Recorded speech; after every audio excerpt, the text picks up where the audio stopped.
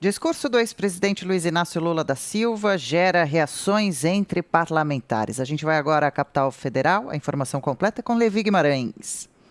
O primeiro discurso do ex-presidente Luiz Inácio Lula da Silva, após ter anuladas as condenações, reverberou no Congresso Nacional. Em meio às votações, parlamentares petistas, principalmente, pediram a palavra para comentar e elogiar o pronunciamento do líder do partido.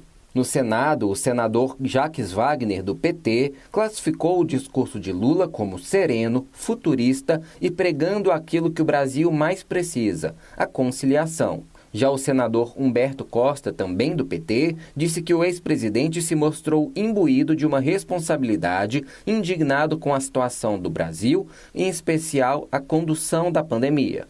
E também destacou o tom conciliatório.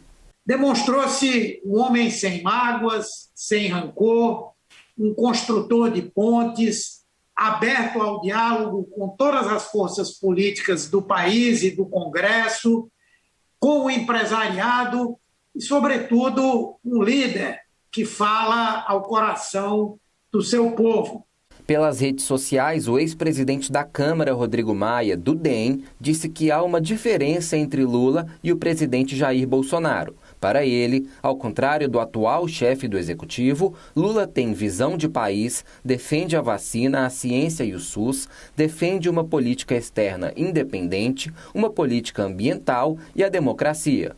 Para o senador Jorge Cajuru, do Cidadania, o discurso de Lula teve um efeito imediato em Bolsonaro. Como a ação dele em relação ao uso de máscara fez com que o presidente Bolsonaro, depois do exemplo de Israel, viesse a seu lado o presidente Rodrigo Pacheco a usar máscara agora à tarde. Serviu para o presidente Bolsonaro usar máscara, defender vacina, ligar para o presidente dos Estados Unidos, abraçar árvore. O discurso de Lula também foi criticado nas redes sociais. O deputado Alex Manente, do Cidadania, citou a fala do petista de que teria sido vítima de uma mentira jurídica, afirmando que o Petrolão foi o maior caso de corrupção do mundo e classificando a fala como cínica e vitimista. O deputado Kim Kataguiri, do DEM, ironizou o discurso de defesa da democracia do ex-presidente ao dizer que ele exaltou os regimes de Cuba e Venezuela. Para a deputada Joyce Hasselmann, do PSL, dá agonia ver Lula começar na maior cara de pau a campanha de 2022. O deputado José Medeiros, do Podemos, afirmou que nada do que o PT diz é desprovido de ódio, maledicência ou ranço. Já para o ex-secretário de Desestatização, Salim Matar, Lula usou o mesmo discurso demagogo de sempre, classificado por ele como lorota. De Brasília, Levi Guimarães. Pois é, né? Mas não há nenhuma surpresa aí, né? O Lula mentiu e mente a vida inteira, né? Ele é um mitomaníaco, inclusive com traços de psicopatia, segundo alguns psiquiatras com quem já conversei. E o discurso dele é isso, é inversão total, onde o juiz vira o inimigo e o bandido vira o mocinho da história. Né? E ele já está em campanha, está mirando aí numa união da esquerda, sabendo que vai contar com amplo apoio na mídia.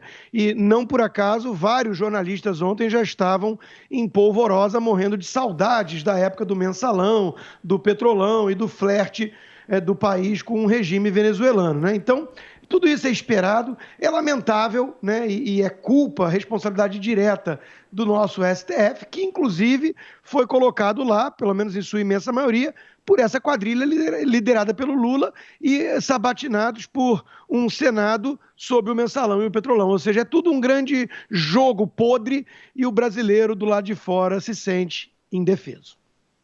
Vários pontos do discurso do ex-presidente Lula podem ser contestados. Inclusive, o principal é quando ele diz que a Lava Jato está fora da vida dele. Mas não está, não. Ainda existe a possibilidade do Supremo reverter esta anulação absurda do ministro Edson Fachin dos processos contra o ex-presidente Lula. E, mesmo se o Supremo confirmar, o reinício desta ação, a realidade não pode desver, está no processo, pode ser começado aqui no Distrito Federal. Agora, nós temos que admitir uma realidade: o discurso, a entrada dele na campanha muda o cenário político, polariza entre Lula e o presidente Jair Bolsonaro e tira o ânimo do centro que tentava a tal Avenida Central, uma possibilidade.